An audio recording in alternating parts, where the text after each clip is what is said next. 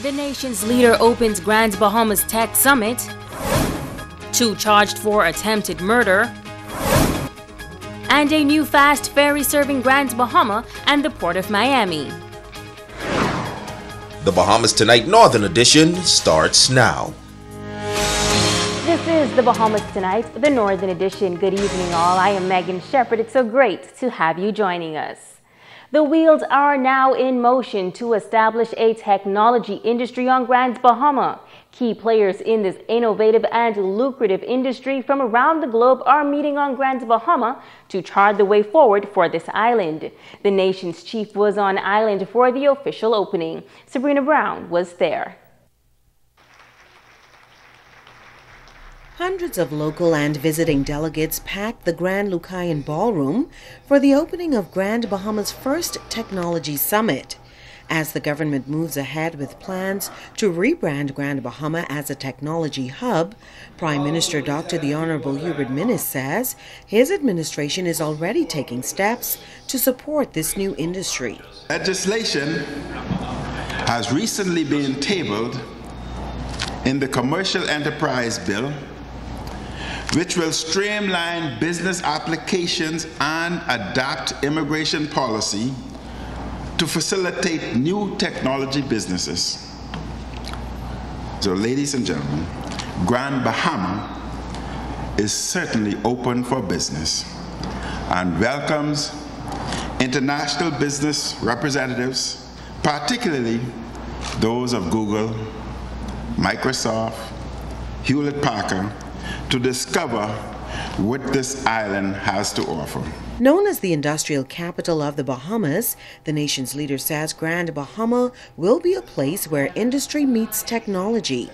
The government will closely follow your discussions and the recommendations following this summit. We must promote blockchain as a sub-industry within ICT to attract logistics and similar companies. Our jurisdiction will be promoted as a cybersecurity hub to operate in Grand Bahama.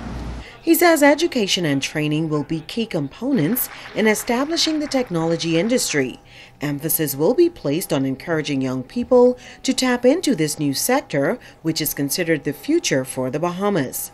We are encouraging students to explore careers in science, technology, engineering, mathematics, and information technology.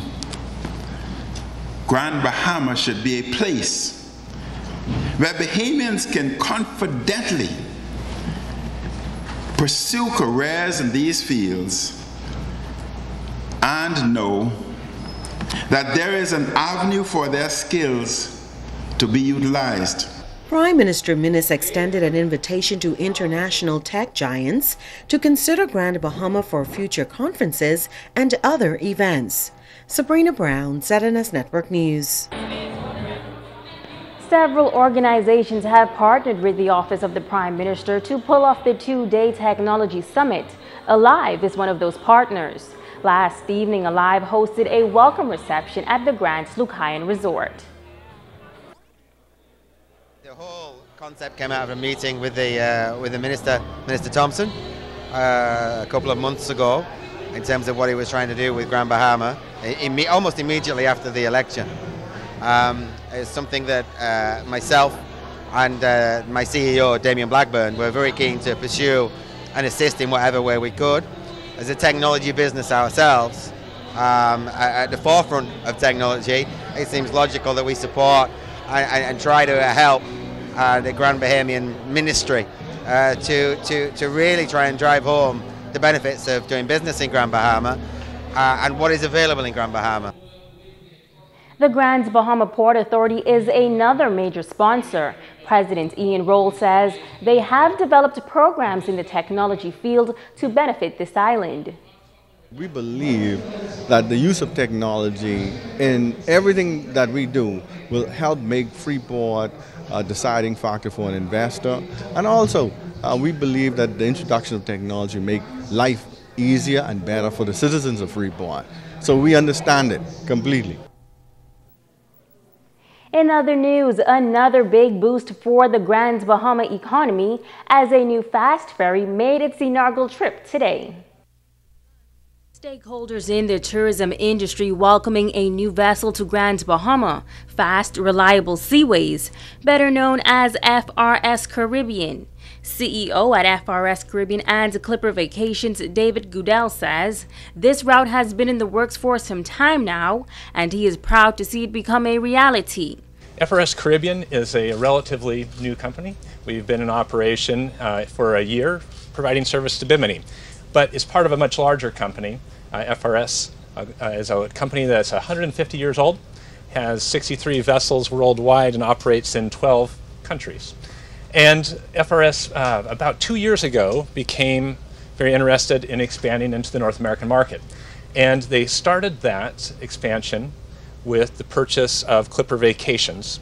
FRS Caribbean will offer 3 services per week between Miami and Freeport. Member of Parliament for West Grand Bahama and Bimini, Pakeisha Edgecombe, says that this service comes at a very appropriate time, and she's looking forward to the day when it becomes a daily service. I am aware that your 175 feet vessel has the capacity to carry 427 passengers daily, and it is anticipated to bring some 60,000 passengers to Grand Bahama annually. We welcome that. The government of the Bahamas, headed by the Right Honorable Dr. Hubert Minnis, have stated repeatedly that the rebounding of Grand Bahama Island is of paramount importance and realizes that a healthy and strong Grand Bahama economy is vital to the growth and development of the entire Bahamas. We have stressed not just the importance of increasing sea linkages, but improving air traffic to this island as well. Port Director Orlando Forbes noting that this route was available to Grand Bahamians some years ago and that he is looking forward to a successful return.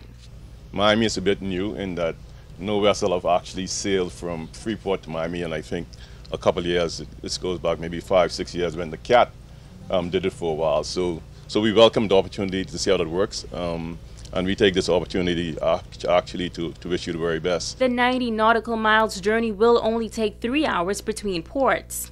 The ferry offers a business class lounge, bar, and cafeteria.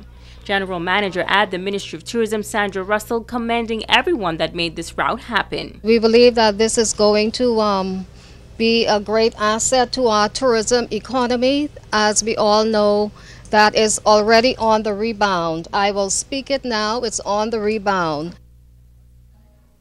In news from the crime beats, police taking 2 men before the court this morning to be charged with that October 30th shooting incident on Redwood Lane. A young man sustained injuries in that incident. In court this morning, 28-year-old Antonio Johnson of Limewood Lane and Michelano Bridgewater, age 20, of Weddell Avenue, appeared before Magistrate Rangan Johnson on charges of attempted murder and possession of a firearm with intent to endanger life. They pled not guilty and were remanded to the Bahamas Department of Corrections until February 5th. Stay with us. The Bahamas Tonight Northern Edition continues in just a moment.